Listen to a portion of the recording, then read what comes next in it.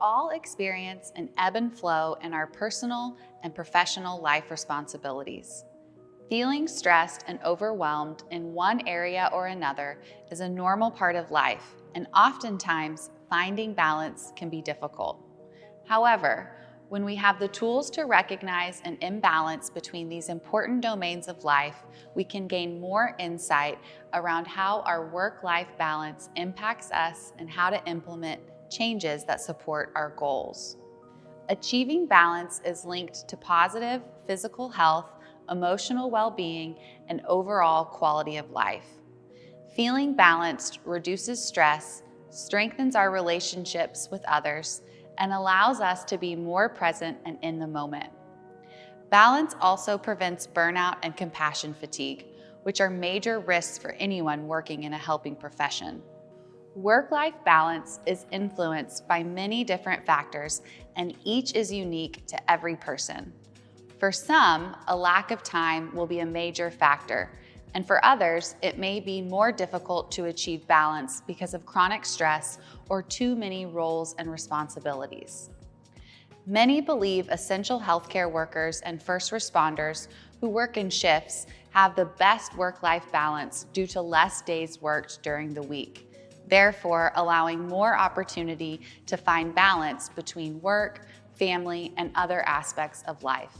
However, most of those healthcare workers and first responders will tell you it's highly likely to feel out of balance when you're away from home for 12, 24, or even 48 hours at a time. It's also not uncommon for these men and women to have second and third jobs, so the opportunity to achieve balance may not be as simple as it sounds. When considering how to establish work-life balance, first identify the areas in life that are most important to you and your overall well-being. This could be things like physical health, being a parent, spirituality or religion, and even finances, to name a few.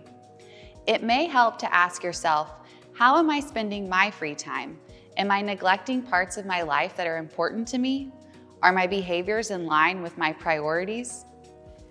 After identifying the domains of life that are most important to you, reflect on how much time and energy you've been devoting to each domain. It may help to think of this in terms of percentages. For instance, maybe you've been spending 70% of your time at work and only leaving the remaining 30% for those other aspects of life that are also important. Next, you'll want to devise an action plan for compensating for these deficits to achieve a greater sense of balance. Lastly, which can sometimes be the most difficult step, you'll put the plan into action.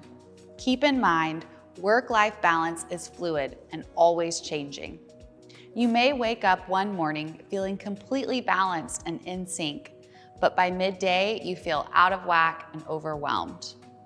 It's in these moments we have to take action and care for ourselves so that we prevent the onset of stress, compassion fatigue, or even burnout. Thanks for being here.